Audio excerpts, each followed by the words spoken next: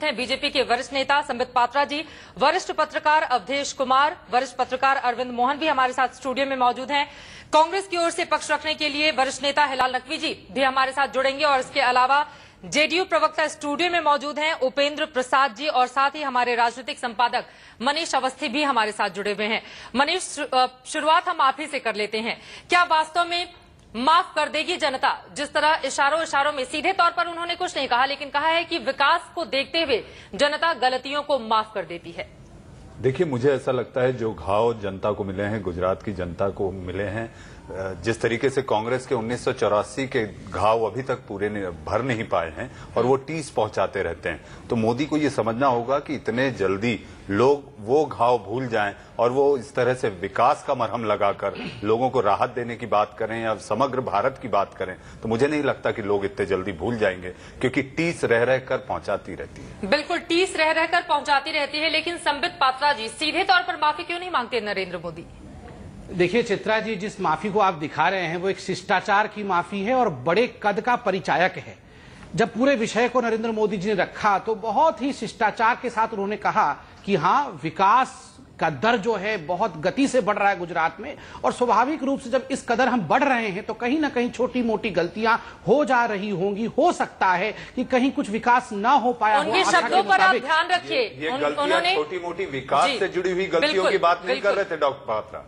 नहीं, बिल्कुल। देखिए, जहां तक आप इशारा कर रहे हैं, जिस तरफ आप इंगित कर रहे हैं, मुझे नहीं लगता उस विषय में नरेंद्र जी ने किसी प्रकार की माफी मांगी है, क्योंकि ना तो वो उसमें कहीं से भी संलिप्त थे और ना ही माफी मांगने की आवश्यकता है। मैंने भी पूरे भाषण को देखा है और भाषण एक शिष्टाचार वाली माफी के साथ चलता है कि शिष्टाचार में उन्होंने कहा है कि कहीं अगर कुछ गलतियां हो गई हो तो जनता हमें माफ कर दे और एकजुट होकर शिष्टाचार के जरिए अपना आचार व्यवहार दिखाने की कोशिश जरूर की गई है। लेकिन संबित जी, हम अपने दर्शकों को वो बाइट फिर से सुनवाएंगे जिसमें उन्होंने कहा है कि विकास जब होता है तो पुरानी गलतियों को माफ कर देती है जनता। लेकिन उसके पहले हम रुक कर लेते हैं अरविंद जी, जो बात संबित पात्रा कह रहे हैं, क्या आप उनसे इत्तेफाक रखते हैं? नहीं, ये कोई एक तो छोटी मोटी गलती नहीं है और दूसरा ये है कि कोई शिष्टाचार का भाषण नहीं है। बिल्कुल, ये दोनों ही बयानों से असहमति है मेरी। ये बयान बहुत सोच समझ के दिया जा रहा है और खुद को प्रोजेक्ट करना चाहते हैं जिस किस्म से विकास के मॉडल पे। तो ये झापड़ मार के चौनी पकड़ाने से कोई चुप हो जाए, मुझे नहीं लगता इस बात में कोई ये होगा।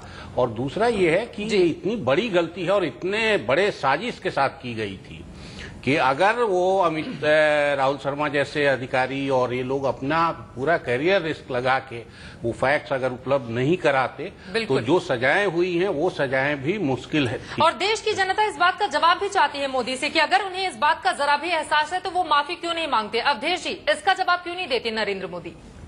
ये तो हमारा इंटरप्रिटेशन है। पहली बात है कि नरेंद्र मोदी जिस जनता को संबोधित कर रहे हैं वो कौन सी जनता है जिससे उनको माफी मांगने की आवश्यकता है और माफी मांग देंगे। मेरा मत बिल्कुल इससे भिन्न है।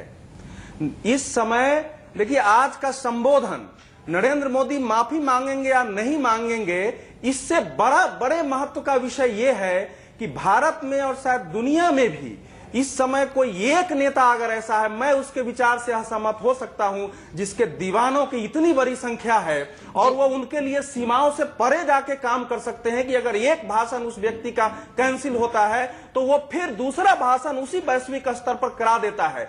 तो ये जो ऐसा परिचायक नहीं है कि नरेंद्र मोदी के खिलाफ कोई एकदम से गुस्सा भरा हुआ है जिसके लिए माफ है। दूसरा कि जहां तक मैं नरेंद्र मोदी को जानता हूं, माफी मांगना उनके चरित्र का स्वभाव ही नहीं है।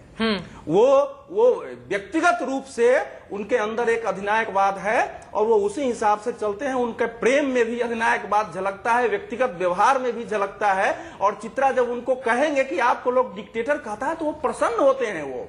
और इसके कारण उनके विरोधियों की अगर तादाद है तो यही, अगर डिक्टेटर कहने में वो खुश होते हैं तो क्या 2014 के जिस लक्ष्य पर वो चल रहे हैं वो प्राप्त कर पाएंगे? अगर उनके विरोधी हैं तो इसी के कारण उनके समर्थकों की भी तादाद है, ये समझ लो। चलिए, जिसका हम विरोध कर रहे हैं।